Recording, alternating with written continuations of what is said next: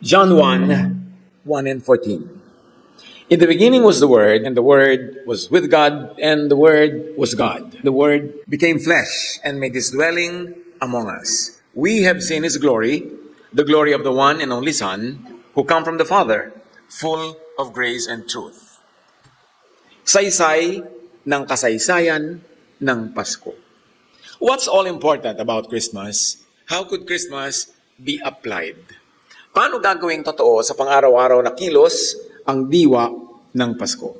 Salamat Panginoon sa kahulugan ng kapanganakan ng iyong anak na si Jesus. Ituro niyo po sa amin ng mas malalim, mas mainam kung paano ito'y pamumuhay at kung ano talaga ang kahulugan nito sa pang-araw-araw na buhay. Mangusap po kayo, magturo, akayin kami sa deeper appreciation of Christmas. In the name of Jesus, your Son, we pray with thanksgiving. Saysay o halaga ng kasaysayan ng history of Christmas. John 1:1-2 and 14. In the beginning was the Word, and the Word was with God, and the Word was God. The Word became flesh. In a few sentences, universes were crossed from the divine abode to humanity. Sa pasimula yung tinatawag nila na Word, napakahalagang salita na actually napaka-philosophical at napakalalim ng kahulugan, ay ang salitang ito, tinatranslate sa Tagalog as salita, the Word became flesh. The whole idea of God, the whole idea of the power and the creative power of God suddenly becomes a human being in the person of Jesus. The phrase dwelt among us, rendered from Greek, allows a twofold meaning. It could mean lived among us, with us, stayed in our midst. The flesh dwelt among us could be, ayan siya, kapiling natin sa ating kapulungan, sa ating community. It could mean, in a deeper way, he pitched his tent with us. Kung tayo ay naglalakbay sa disyerto, paggabi na, magtatayo na tayo ng mga tent para doon matulog, magpahinga, tapos palipat-lipat. Pero ang sinasabing, God dwelt with us through Jesus. He pitched his tent with us. Kung saan tayo namamahay, ay doon siya namamahay.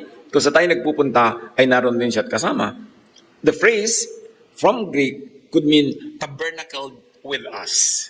Nakipagkampo, sumama sa ating barangay. The Greek verb carries a temple imagery. God taking residence in human beings. This is very revolutionary dahil sa religious teachings and tradition, na uso nung panahon na ito itinuro, na bagong-bago sa pandinig ng mga tao, God did not take residence among the people.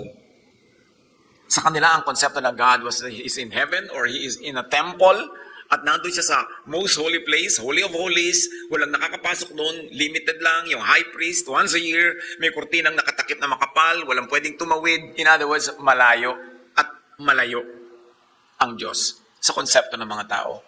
And here comes John teaching us that when Jesus was born, this is actually the whole of the divine now being transported from that divine space into human space, into human community, naging tao, kasama ng mga tao. Kahalubilo, kasama, at hindi malayo, hindi distant, hindi separate. This is a very, very new idea. Hindi ito madaling tanggapin, paniwalaan o maunawaan, lalo ng mga tao nung araw na unang nakarinig nito. Sa atin ngayon, it's already a given. Dahil nasanay na tayo, lagi itong naririnig.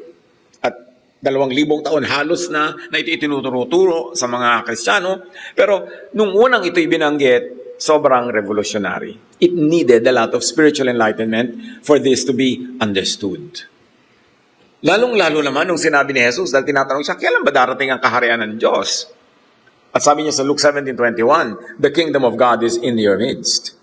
Is in you, is within you. Lumapit ang lumapit hanggang pumasok sa puso ng tao, nakiisa sa espiritu ng tao, ang espiritu ng Diyos, to the point that Paul would later say, your body is now the temple of the Holy Spirit. The concept was, God was in a stone temple, a temple made of stone, separate from the people, at may intermediaries siya, mga priests, between the divine and humans. Suddenly, through the birth of Jesus, the divine becomes accessible. Naaabot, naririnig, napupuntahan, nakakausap. In fact, nananaan ang Espiritu ng Diyos sa puso ng mananampalataya. Ang laking lipat ang naganap. So anong saysay at application ng Pasko dyan? The divine incarnated, Jesusness was born as Jesus the person. The word, the idea that was about Jesusness is now a person called Jesus. Para sa atin, gusto nating magkaroon ng Pasko, gusto nating ipamahagi ang Pasko, be an incarnation of the incarnation.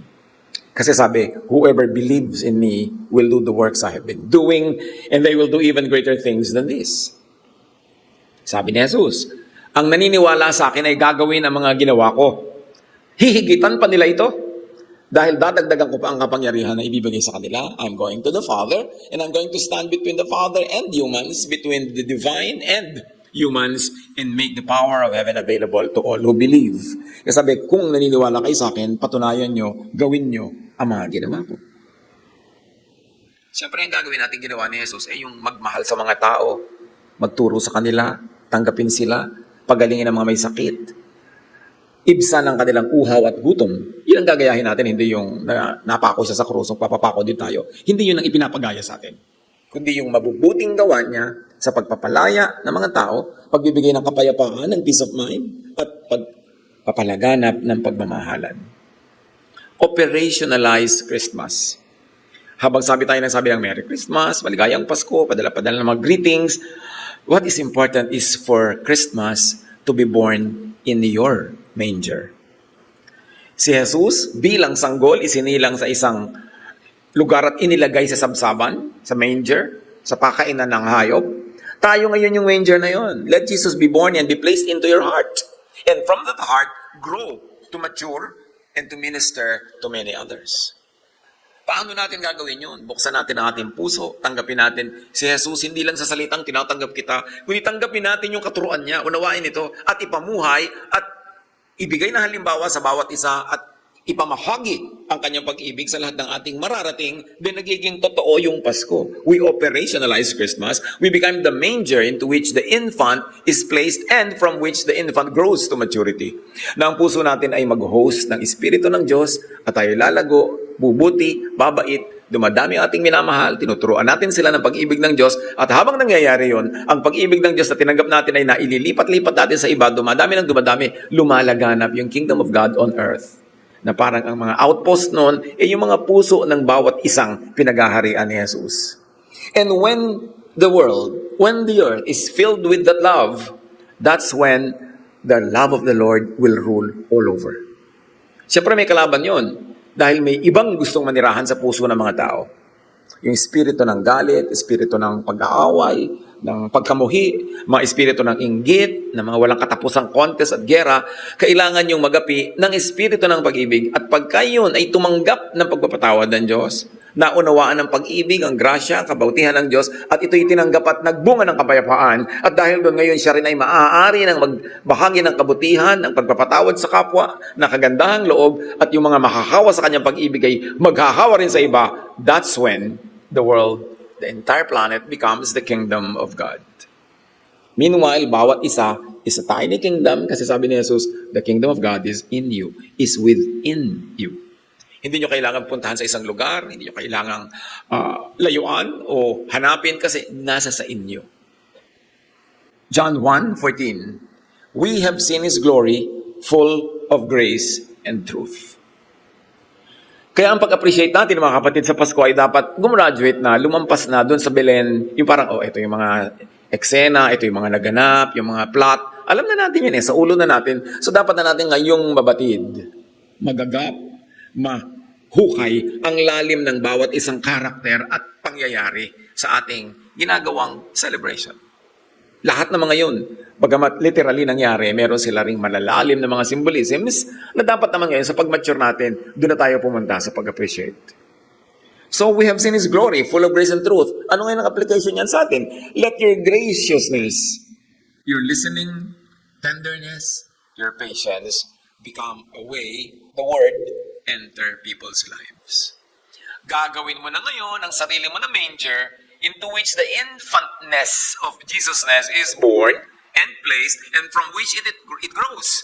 Na tayo na ngayon ang parang magiging daan para yung pag-ibig ng Diyos through Jesus ay makarating naman sa iba. That we are able to make that infant Jesus get born in other people's mangers, in their minds and hearts, to the point that they understand it, they live it, and then they share it. The true and the deep spirit of Christmas. Be away of the way. Jesus is the way. Pero tayo naman ang daanan niya, pintuan na pasukan niya patungo sa ating mga kakilala, pamilya, kaibigan, sa mga taong naaabot natin, maabot tayo ni sila ni Jesus through us. Through our love. Through our kagandahang loob, kabutihan, at pagmamahal. Then mararanasan nila yun. Jesus, the love of God, must be experienced. Hindi yun na ituturo ng salita, ng paragraph, ng sermon. Dapat yun nararamdaman. Ipinararamdam, ipinadadama. Bring divine love and gentleness into ordinary spaces. And that's when you become a missionary of Christmas. That's when you become an exponent of Christmas. Remember, Christmas is the idea made physical. So let the Word that was born as Jesus, let the idea, the wordness, or what we call Jesusness, inhabit your heart and mind. Dapat yun ang laman ng ating puso. Yun ang laman ng ating isip, yun ang lumalago. Yung tanim na diwa ni Jesus. And ano yun? Puro naman yung mga pagmamahal sa kapwa. Pagtanggap, pag-ibig. Pagsusuko ng ating buhay to the holiness of God. That we are cleansed, we are purified through faith by the power of God through Jesus. At yan ay mararanasan. Hindi lang maiintindihan sa utak yan, nararamdaman dapat ng puso. Paano malalaman kung isang tao ay tunay nang nakaunawa or nagsimula na makaunawa at nade-develop ang pagkaunawa? Pabait ng pabait. Pabuti ng pabuti ang asal, ang ugali. Hindi yung puro religion ang natutunan na ang nagiging bunga pa kuminsan ay sumusungit, nagiging judgmental, nagiging mapanghusga, nagiging self-righteous, hiwalay ng hiwalay sa kapwa, puro siya ang mabuti, yung iba mali. Hindi naman dapat ganoon ang bunga. Bunga yun ng religiosity. Pero ang bunga ng spirituality ay patuloy na pagbabagong loob. Ang mababang kalooban, maunawain, mapagbigay, mapagparaya, yun ang tunay na mensahe ng pagkakapanganak kay Jesus. At pag yan ay ating isa sa pamuhay na, inevitably, surely, iaabot din natin sa iba, maibibigay din sa iba. At yun ang pinakamagandang sermon, yun ang pinakamagandang mensahe, yun ang pinakamagandang Bible study, yun ang pinakamagandang katuruan, yung naipadama mo sa tunay, sa kilos, sa gawa, sa mga tao, ang pag-ibig ng Diyos. Hindi lang inuusal ng bibig, ginagawa, nararamdaman. And with Jesus in you, eternal and transcendent ka. Why? Because Jesus is eternal. Jesus came from that which is eternal. In the beginning, Jesus was there. The Word was there. So, when you internalize Jesus, pag pinaniwalaan natin, nakipag-isa sa Kanya ating Espiritu, we too become part of His eternal nature. Kaya nagkakaroon ka ng buhay na walang hanggan. Mamatay man ang katawan, katawan lang yun. Pero yung Espiritong nakipag-isa na kay Jesus ay patuloy na mabubuhay dahil nakipag-isa tayo to Him who is eternal. So, pag na-internalize natin mga kapatid that we are eternal, we have an eternal nature, hindi lang tayo lifetime dito sa earth, hindi lang tayo year or month or week or hour or minute, it will affect our behavior. Let the eternal divine rhythm soften your actions and reactions. Widen your kindness, lengthen your patience. Kasi eternal ka. Hindi ka dapat i-define ng isang moment lang.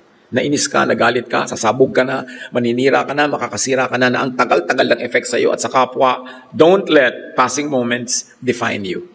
That's part of the gift of Christmas. Hindi ka seasonal. Hindi ka lang momentary. You have eternity in your spirit. Therefore, makikitungo tayo, makikibagay sa mga moments na nangyayari from an eternal point of view. So if it doesn't matter 10,000 years from now, it does not really matter.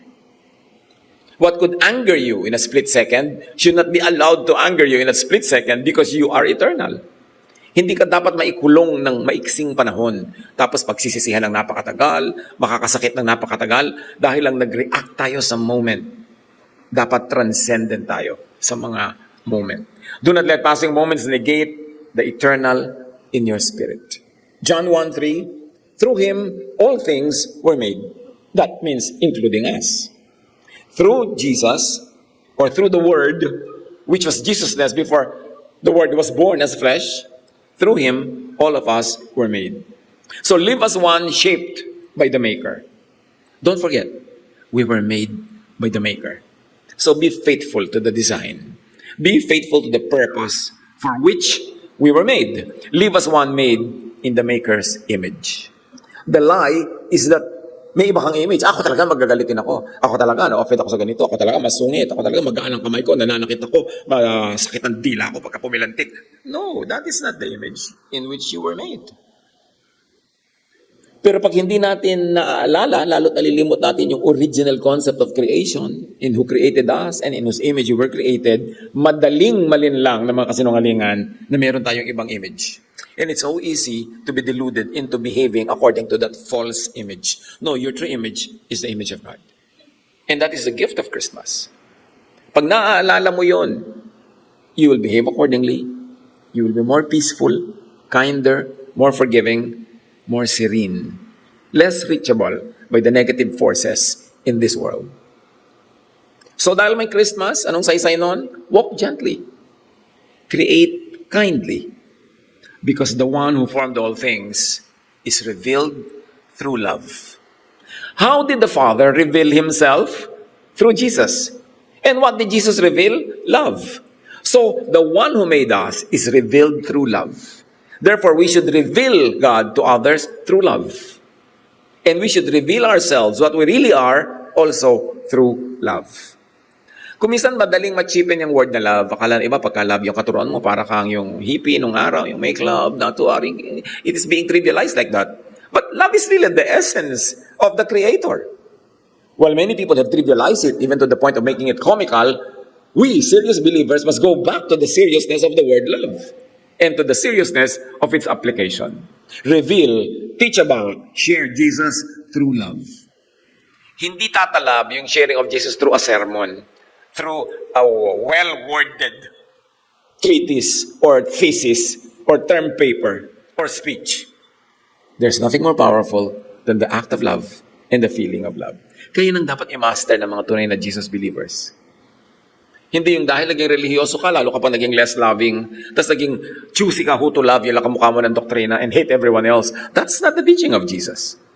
And that's not the teaching of John 3:16. For God so loved the world that He gave His only Son, that whoever believes in Him will not perish, but will have eternal life. So para sa lahat yun, walang exclusive franchise ang sino man. John 1:4, in Him was life, and that life was the light of mankind. Christmas moves the world from darkness to light. And this merits serious study. Anong darkness yung tinuturing? Bakit may darkness? Kaya dumating si Jesus as light kasi may darkness, merong rule of darkness. At yun ang dapat natin sa atin sa buhay natin. What is that rule? Who is that ruler? And we should be freed by the power of Jesus, by the power of love, and by the power of the light from the darkness. Hindi yung Pasko ng Pasko, taon-taon na celebrate, tapos patuloy pa rin tayo nakokontrol ng darkness.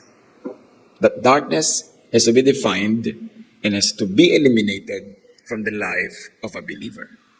Let His light become your way of seeing and being seen. The light of Jesus should be our way of seeing. Maraming light. Kung minsan may ultraviolet light, na yung mga insekto, nakikita lang yung flowers from a different color perspective, kasi iba yung light nila. May mga light naman na blinking, nakakahilo sa mga iba. May mga light na ultraviolet. Pero let the light of Jesus be our light. And that light is the one that will guide us how to find real life, real peace, real serenity. And let that light be our way of being seen. How do you want to be seen? How would you like the world to see you? As what? As a mini Jesus. So that the world sees us by the light of Jesus. Hindi yung lalo ka nagiging parang mini Pharisee, nagiging kang mini tyrant, mini kung ano-ano. Dahil nga, hindi natin nakikilala ang tunay na kahulugan ng anak ng Diyos. Do not mistake religiosity for spirituality. Hindi ko mo religyoso ay spiritual. Dapat tayong lumalim beyond the religious surfaces. Carry His light into conversations, choices, and reactions. Do we carry the light of Jesus in our conversations? O yung public conversation lang natin, especially in the religious setting, ang maka-Jesus, and in private conversations na hindi na? How do we converse with our families? With our friends? Dala-dala dapat yung, laging dala-dala yung light of Jesus. Para mga tumalab. Let the Jesus light illuminate your judgment, guide your decisions, and brighten your inner mental landscape. Sa lahat, hindi lang isang compartment ng buhay, hindi lang paglinggo, hindi lang pagka-worship service, hindi lang pag may Bible study, lahat ng areas of our lives. Gagawin mong Panginoon si Jesus at gagawin mo ang paraan niya, ang ating paraan, magiging totoo ang Pasko. The reason why many people who are into very, very serious religiosity are hardly able to win people for Jesus is because religion lang yung dala-dala, hindi yung Jesusness. Yung spirito ng tahimik na pagmamahal, pag-ibig, pagtuturo. Hindi ka tolerant, hindi mo kinukonsinti ang mga mali, pero patuloy kang bibigay ng options for people. And because style ni Jesus ang ginagamit mo, hindi ka mapilit, hindi ka na mabraso, gentle, peaceful approach. Because at the end of the day, it is what works. Yun ang tunay na tumatalab. John 1:5, the light shines in the darkness, and the darkness has not overcome it. You, Jesus believer, are the light of the world. A town built on a hill cannot be hidden, sabi ni Jesus. Light ka, it's enough. Hindi mo kailangan makipag-away sa lahat ng darkness. Do not argue with darkness. Just shine. Let your light shine. Period. Hindi mo kailangan makipagtalo, hindi mo kailangan manalo sa bawat argumento because it is the power of truth that will win, not your rhetorical skills. Kailangan lang lagi kang totoo sa spirit ni Jesus. Yun ang mananaig. Let your presence calm tensions. Dahil na kay Jesus ka. Let your tone soften harshness. And let your choices cut or interrupt cycles of hurt. Can you imagine? What a powerful ambassador of heaven. Kung ikaw, sa bawat may tensyon, pagpasok mo, nagkakaroon ng relaxation. Sa bawat stressful situation, pag sumali ka, nagkakaroon ng resolution or nababawasan yung gulo. Yung mga sakitan, pagka sumali ka sa equation, nagiging gentler or at least nagiging loving pa. And whenever you involve yourself in any situation, you cut or interrupt cycles of hurt. Kasi alam niyo yung pananakit, nasaktan ka, mananakit ka, pinagsabihan ka, sasabi ka rin, cycles yan eh. Pero pagka ang mananampalataya pumasok sa cycle na yon, masisira yung cycle, titigil, and it will be redirected by the Jesus energy towards peace, towards serenity. Kaya ka nga ambassador ng langit. The Jesus that's in you is stronger than any confusion or chaos around you. Live by that. And you win with your quiet affection. Not with shouting, not with speeches, but by being Jesus. And most of the time, Jesus was just meek, quiet, and he just continued to love people. John 1:11, he came to his own, but his own did not receive him. So the story of Jesus, the story of Christmas, includes refusal. In fact, kapapanganak pa lang kay Jesus, hindi pa may nagtatagal Gusto na siyang patayin ng marami. Refusal. Yet the mission continues. Not everyone will welcome your light, Christian, your peace, or your sincerity. But carry a quiet grace when your goodness is declined. Pagkakanoon, tumatalab na yata sa akin si Jesus. Na kahit yung mga kabutihan ko binibigay din na decline, minamasama, hindi mo ikinakagalit, hindi ka nagagalit, at hindi ka nanggagalit. Nakita mo, tumalab na nga sa akin. Naging Belen na nga ako. Naging sabsaba na ako na pinaglaga ka ng infant Jesus who grows from my heart. Ito ang magandang parameters, mga panukat ng tagumpay ng pagkilos ng Espiritu sa ating buhay na hindi ka na nambabato sa bumabato. Hindi ka na laging nauudyo kang magalit at magsalita pag napagsalitaan. Gumanti. Kailangang tumalab na yon sa buhay natin kasi paulit-ulit ang celebration ng Pasko. Dapat lumalalim ang talab nito sa ating buhay. John 1:12-13, yet to all who received him, he gave the right to become children of God. Children born not of natural descent, but born of God. Christmas rebirths creation. Hindi ba nagkaroon ng creation, tapos nagkaroon ng tinatawag na fall, at nagkaroon ng death, at kung ano-ano pa? Well, Christmas is re-creation, and you can call it creation too. Kasi sabi, to all who receive him, He gives the right to become children of God. Better than the creation of Genesis. Kasi noong creation of Genesis, you were just born as human. But with Jesus, you become born again into the family of God. It will not be too much to extend it to say, you have been given a divine nature through your belief in Jesus. You have been made eternal because you accepted an eternal Savior. Because you accepted Jesus, the eternity of Jesus becomes yours as well. Ang ganda-ganda na ibig sabihin ng Pasko. Napakaganda na celebration na ito. Hindi marapat na maliitin o pintasan o pag-away-awayan kung kailan ang date. Yung iba hindi daw talaga December 25. Sino ba talaga nagsabi niya ng exact date niyan? Kaya lang nga, kung iba pa ang gusto mong date, saan ka ngayon? February 1. Mabuti na sabay-sabay tayo sa ganito. Ang mahalaga, hindi yung date, yung halaga ng ating kinikilalang naganap na ang Diyos ay nagkatawang tao, isinilang sa ating puso. Tayo yung Belen, tayo yung sabsaban, isinilang ang anak ng Diyos sa atin. To the point that Paul would say, your body is now the temple of the Holy Spirit. Talagang isinilang sa'yo, nandiyan na, kaisa mo. Hindi mo bisita, hindi mo pinupuntahan sa templo once a week or once a month or once a year dahil nasa iyo, ikaw na yung templo ng Espiritu ng Diyos. Christmas is not only the birth of Jesus, it is the rebirth of us. Tayo ang kwento. Ginawa yan sa pagmamahal ng Diyos sa atin. So John 1:12-13 brings us from receiving to becoming and to rebirth from God. Ang laking proseso yon. Christmas is the revision of the fall, the so-called fall. It's a reversal of darkness to light. It's a recall of death. Binawi ang death, nagkaroon tayo ng eternal life. Life becomes the truer identity of us, not death. Justification, not condemnation. Grace, not judgment. Maraming na iba ang Pasko. Dapat natin yung dibdibin.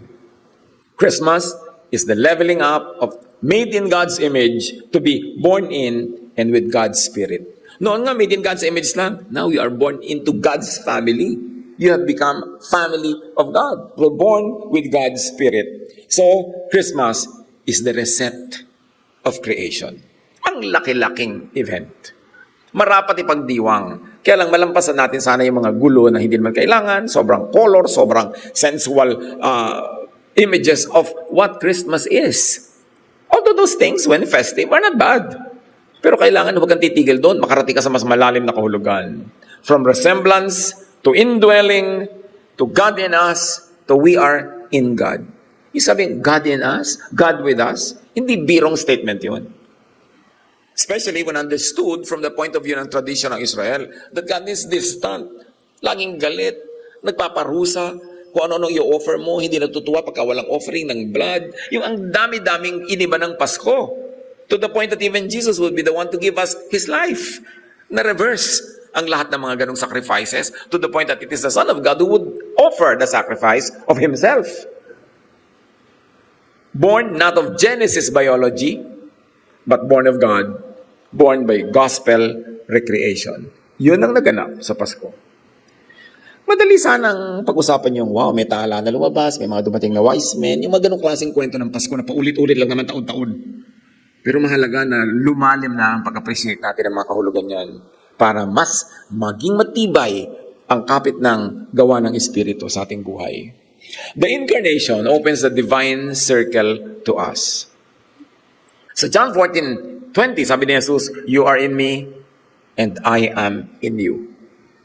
The Son of God, the Word who pre-existed, who was there before everything, who created everything and with whom everything was created, says, you are in me and I am in you. Through Jesus, we have become a part of the divine nature of the Son of God. Tapos sasabihin ni Jesus, I am in the Father, and the Father is in me. I am in my Father, and you are in me, and I am in you. John 14:20. The Father and the Son, okay, nandun sila sa circle nila eh. But through Jesus and through our faith in Jesus, we enter Jesus. Jesus becomes one with us. We become one with Jesus.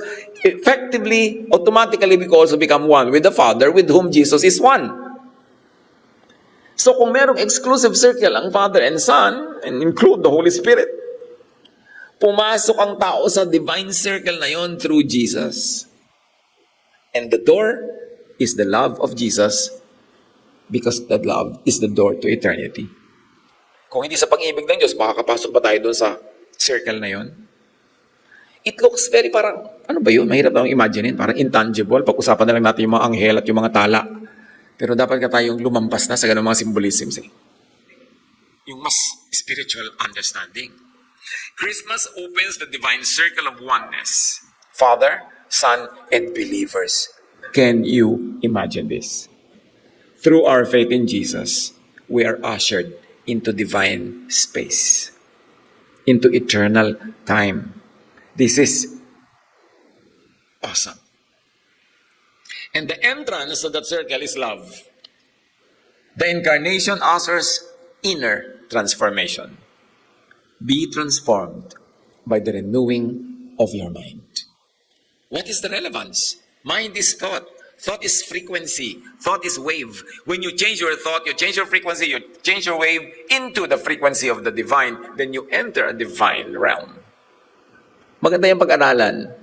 Magandang unawain. Christmas continues inside us whenever our thinking shifts from law to grace. Kakaroon ka Pasko. Pag nanatili ka pa rin sa law at wala ka sa grace, wala ka bang Pasko? Sa idea lang, pero hindi sa tunay na buhay. Christmas continues inside us whenever our thinking shifts from fear to trust, from anger and hatred to love, from reaction to compassion, from fragmentation to coherence, from division to unity. Yun dapat ang movement. Gustong-gusto ni Jesus na tayo maging united. Kasi in unity, especially unity in love, unity in spirit, doon nag-ahari ang Espiritu ng Diyos. Kaya ang ginagawa ng kaaway is lagi tayong i-divide. Kasi pag divided tayo, hindi mabubuo yung coherence. Hindi tayo lilipat ng frequency and vibration to the divine frequency. Baka napofrustrate ang ating mga attempts to be one with God, to have peace, to have love. Kaya, simpleng-simple yon. Identify any work of darkness na ang resulta is division. Bakit nagtaka ka? Bakit lagi may division? Pamilya. Any club, pag may 3 member, mag-divide din bukas. Kahit ano na lang na organisasyon, nagkakahati-hati, nag-aaway-away. Churches, dami ng dami. Dahil split ng split. Divide ng divide. Kasi meron dark forces at work that will do everything to prevent us from becoming one in spirit. Lagi tayong bibigyan ng divisive issues. Pag-aaway-awayan ng maliliit na bagay, kahit na kung gaano kaasim ang sinigang, pag-aawayan ng biyanan at ng manugang. Hindi tayo mauubusan ng pag-aawayan kasi dinadaya tayo ng kadiliman. So identify that at huwag kang padaig. Pagka gusto mo nang awayan yung isa dahil hindi ka kasundo, teka, may ibang forces at work dito. Hindi talaga kami ang magkaaway dito, pinag-aaway kami. Para hindi magganap ang kagustuhan ng Diyos sa magkaisa-isa ang mga tao. Kasi sa pagkaisa-isa, doon nabubuo ang kingdom of God. So ang gusto ng kaaway, fragmented yan. Kalat-kalat, iwahi-walay para walang power. Huwag paggamit sa deception of the evil one. Pamilya nyo, ano mga pinag-aawayan nyo? Sandangkal na lupa? Lupa sa kuko? Magkakapatid nagsusumpaan dahil sa lumang piano. Di ba? Deception yun? Pero sabi, ano yun? Ano talaga yan? Yung nagiging kumisan tayo mas selfish, nagiging maramot para dumami na dumami yung koleksyon natin ng mga elepante. Mga elepanting miniature, elepanting ceramic, elepanting bakal. Pagka naman namamatay ka na, wala namang tatanggap no kahit ipamana mo kasi kalat lang. Nadadaya tayo. Lahat ng pinag-aawayan natin pandaraya lang. Kaya ang solusyon ni Jesus, love, forgiveness, understanding. Don't trivialize those words. Yun ang tunay na solusyon. Yun ang tunay na gamot. Ang kailangan lang natin, i-apply talaga. Kilalanin. Mga kapatid, takot-takot na Merry Christmas na naman nasasabihin natin. Pero, nagbibigay ba tayo ng spirit ng Christmas, which is forgiveness? Understanding, acceptance, love. Doon tayo maging magaling sa gawa. Huwag sa salita. Identify everything, every conflict ninyo magkakaibigan. Ang haba-haba ng pinagsamahan nyo. Tapos, napakaliit na bagay, papayagang lumaki, magkakalayo-layo kayo. Sayang ang pinagsamahan. Yan ang gusto lagi ng darkness. But remember, Jesus is light. Kailangan may unity, which in quantum physics is coherence. Quantum coherence is the state where particles act in perfect sync. At pag nangyari yon, the particle becomes very powerful. Sabi nga nila, diba, united we stand, divided we fall. Ano ang hindi pwedeng gawin ng isang united family, united community, united na bayan, united na humanity? At yan ang pinipigil ng darkness na maganap. Huwag padaya. Christmas defines love as the frequency of eternity. Doon tayo mag-master, mag-PhD, mag-doctorate, maging expert sa love. Hindi sa kung ano-ano mga theology na ang nagiging bunga pa madalas ay divisions. Whoever lives in love, lives in God. Perfect love drives out fear. 1 John 4:16 to 18. Operate in the love frequency. Every moment we choose love over hatred or fear, Jesus is born again within. Every moment, nire-reprise natin yung birth of Jesus and giving it additional depth and width and breadth and meaning. Christmas opens a new beginning. Anyone who accepts the light becomes part of God's family through a rebirth that comes from God. Can you imagine becoming part of God's family? So live from and with the dignity of one who is born of God. Taasan natin yung taste, yung level of dealing with others and with self. Hindi tayo mga mabababang uri, napakataas because we are born into the family of God. Madalas lang nakakalimutan natin yung identity na yun. Kaya nag-assume tayo ng false image. Bisa bumababa yung ating level, ethics, pakikitungo, pagkatao. Pero kasinungalingan yun. Hindi yun lang totoo tungkol sa atin. Let this identity steady your emotions, refine your choices, and deepen your compassion. Kung magiging mahusay tayo mga kapatid sa pagiging compassionate, maawain, mahabagin, mapagkalinga, yun ang ministry ni Jesus. Treat people not by their labels or histories, but by the same grace that welcomed you. Kung paano ka tinanggap ng Diyos, ganoon natin tanggapin ang isa't isa. Bring compassion into ordinary moments. Yung pag may pumasok sa isang eksena, biglang nagkakaroon ng angle of compassion, ng kindness, ng understanding. Ang tao kasi naman, kung anong marinig niya, madalas yun ang nakokopya niya. Pag nagagalit siya dito sa isang tao, pag may dumating na second person, sabi niya, ay, hindi naman siya ganoon, mabuti yan, baka hindi mo lang naintindihan. Naiiba ka rin eh. Pero pagka ang dumating sulsol, ginatungan ka pa. Magkagalit ka rin. Doon tayo magbantay mga kapatid. Ano ang impluensya sa atin ang nakakausap natin? So, tayo man, paano natin ini-impluensya ang kapwa? Nagagalit siya, nung nakausap ka, mas nagalit ba o humupa ang loob? Nalilito siya, nung nakausap ka, mas nagkaroon ba ng linaw ng pag-iisip? We walk into a room and bless it because we are children of God. Pag nadibdib natin yon, kahit hindi ka magpadala ng Christmas card o magpadala ng electronic card, daig mo pa ang bumabati ng Merry Christmas araw-araw. Bring compassion into ordinary moments, into conversations, into errands, into pauses. Nakapila ka sa butika, bilihan ng gamot ang mga tao, may napansin ka na isang parang sa surface ay mukhang dukha, mukhang walang kakayanin, tingin ng tingin sa kanyang reseta, at madidinig mo, ilan po ang bibili nyo kasi nakareseta dito, 16. Dalawa lang muna. Alam mo na walang pera. Eto ka na ngayon, may pera ka naman nung araw na yon. Sabi mo, bibiling ko na lang lahat yung 16 para kay nanay dito. Yan ang Pasko. Hindi ko ano-ano mga sermon at mga ipinamimigay mong pulyeto at mga babasahin at sari-sari. Yung maging totoo. Napakaraming situation sa buhay natin na pwede tayong magpamasko. Maraming kahirapan, maraming mga pagdurusa sa mundo na pwedeng ikaw yung sagot. So whenever you are there in the circle, in that event, in that lokal, be the Jesus is. That will be the arm of God, the hand of God, the voice of God. Then you make Jesus known by your light. By the light that you emanate. Hindi naman kailangan laging mayroong financial cost yan eh. Maraming paraan. Yun lang ginalit ka, hindi ka nalang sumagot. Hindi mo pinatulan. Di Jesus na yun. Kasi wala namang galit na nanatiling matapang kung hindi mo sinasalungat o kinukontra o sinasagot. Huhupa din yan. Lumalaki lang pagka sinasagot mo pa. So be that presence. Let your presence carry gentleness instead of pressure. Relihiyoso ka, marami kang matataas sa paniniwala tungkol sa kabanalan. But is your presence a pressure to others? Dahil nandun ka, napipilitan sila, magkunwari, dahil ikaw ay magja-judge, magagalit, magpupulis. Let your presence carry gentleness instead of pressure. Liberation instead of occupation. Rest instead of toil. peace instead of conflict. Because you're in Jesus, let your presence carry compassion instead of callousness, grace instead of harshness, love instead of hatred. Napaka-doable if only we decide. And we'll internalize the fact that we are born of God, that we are born into the family of God, that Jesus said, you are the light of the world. Christmas is God stepping into human darkness as light, opening the divine circle, and initiating our rebirth. Napakasarap ipagdiwang. Whenever we welcome His love into our thinking, our feeling, and living, Christmas happens again and again inside us. And we can make it happen again and again in other people's lives. Let the light enter your dark places.